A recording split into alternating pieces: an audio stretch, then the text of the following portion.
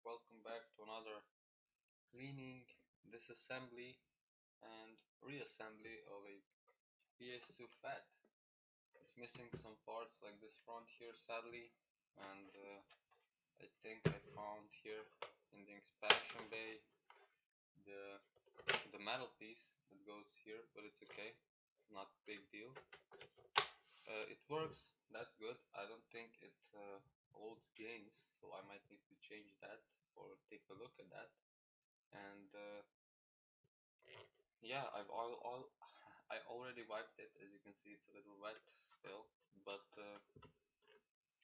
it's clean from the outside. It works, but it will not read my DVD, so I'm gonna keep my eye on that while I clean it. So first things first, really simple, like every PS2.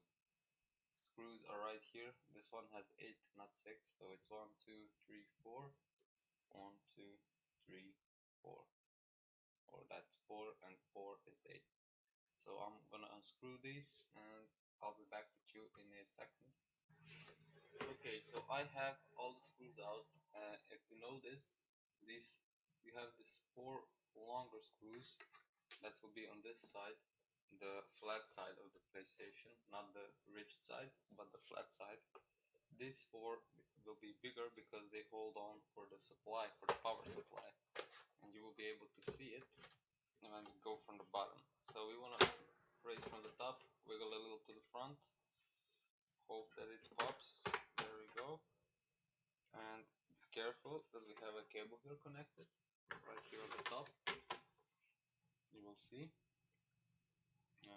The way we want to take it out is go from the inside and just kind of wiggle it out, you could say. Well, it's not wiggle, you have to use a little bit of force, you could say. There we go. So you take those out. We have this top cover. It's pretty clean actually, and there's no dust in here at all. So that's a good sign. We can put this to the side. Okay. And since we are having problems with reading discs, I'm gonna take a look at this first. I think the console itself doesn't look too crazy dirty. That's a good sign as well. The sad thing is, if I want to check for the mod chip, I have to go all the way to the bottom. But before I check for the mod chip, we can check. Oh, someone was in here. I can see there's 2 screws actually missing here, and the 2 here are left, so maybe someone was messing with this drive.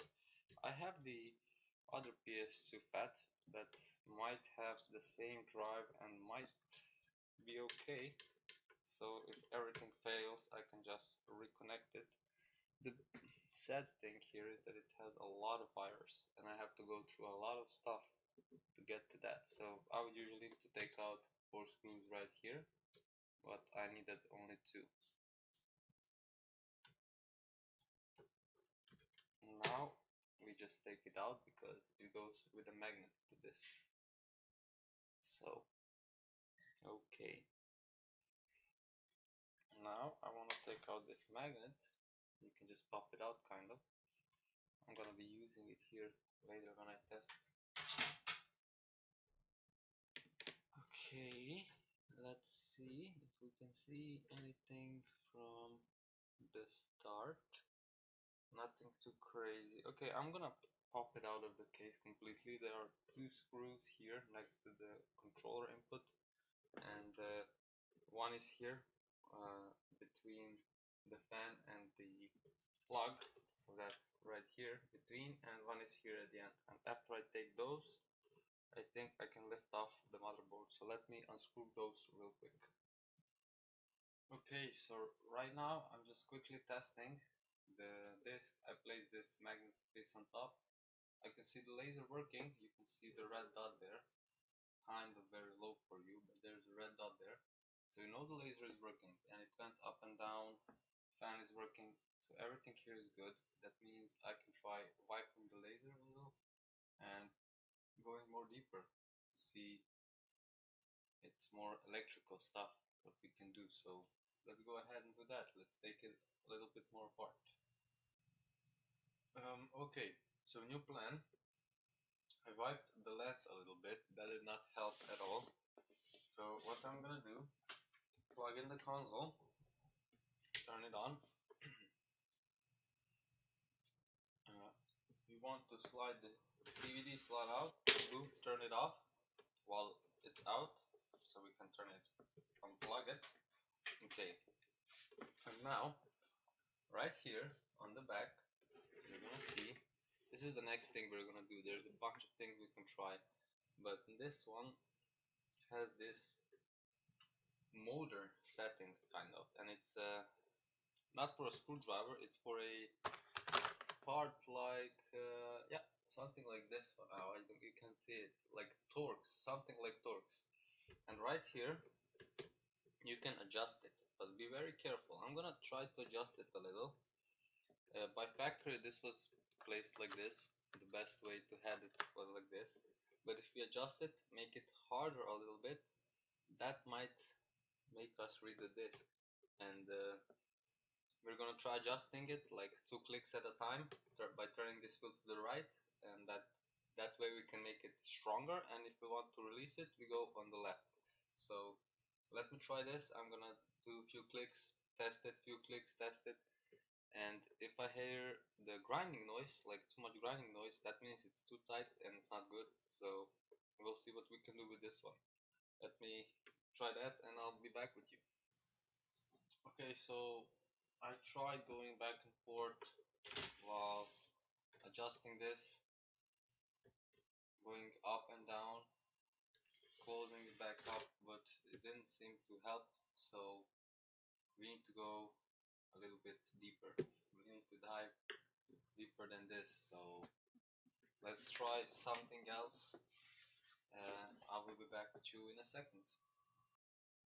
Okay, this next step I'm going to do, I need to remove this two and this two to take out the drive and carefully unplug this ribbon cable, orange one. It will be a little clip from the behind cable. I can use my fingernail to unclip it, take it out, and from the bottom you will see that we have a adjustment for CD and DVD. This will be the last thing that we will try. I will show you what I mean. It's pretty complicated stuff, but it's actually simple. So let me unscrew this. These two are different on the back from the front, so don't switch them around. Let me unscrew this, take it out, and I'll be back in a second. Okay guys, this is the end for this laser.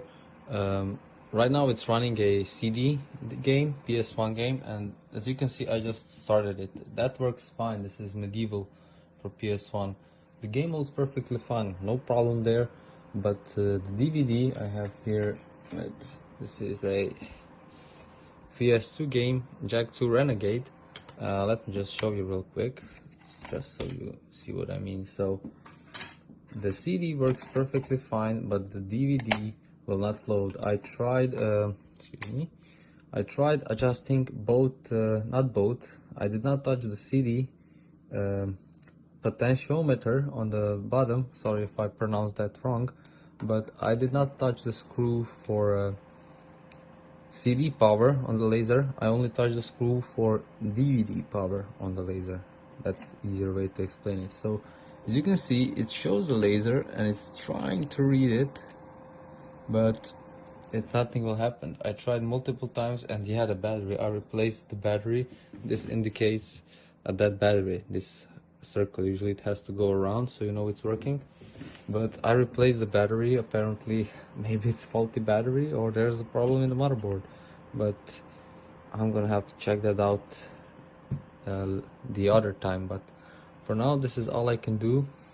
As you can see, that this stopped spinning, nothing happens. So the only thing left for me to do right now is to order a new laser, and I found the exact same one I need on Amazon. It's currently unavailable. Well, there's a few. Yeah, this one is unavailable. So the one I need, I have the same one right here. You can check your serial number here. So if you see this at the top row, it says KHS400B. Yeah, that's this laser, and it's the same one there because it's from the other console I have. Sadly, it's currently unavailable, but as you can see, KHS 400B, it's the same laser we need. I also found, wait, just give me a second. I also found it on the eBay, yep. So there is one on eBay, it's 55 euro. I might order this one, and when this one arrives, yeah, as you can see, this is the two little screws I was talking about. This one is for CD power and this one is for DVD power. So I tried adjusting this screw to try to make the laser working by adding more power. It did not work, sadly, but that's all I can do. So I need to order this laser, which is exact same laser like this. This is from the other console. This one doesn't even load CD nor DVD, so this one is, I think, dead. But this one at least loads CD, so for now I'm keeping this one inside. And yeah, this will be it for this video until new laser arrives, so we can do a test. Oh, the fan is working perfect. Everything is working perfect except our disc tray right now. So, and yeah, I need to change the battery. So next time we're doing a laser replacement on this fat PS2, and I need to replace the battery, and probably soon I will even mod chip this PS2 because this one is not chipped, or it's not modified, but I have a few extra chips that I can use and place them inside this console. So for now, that was it. Thank you all for watching.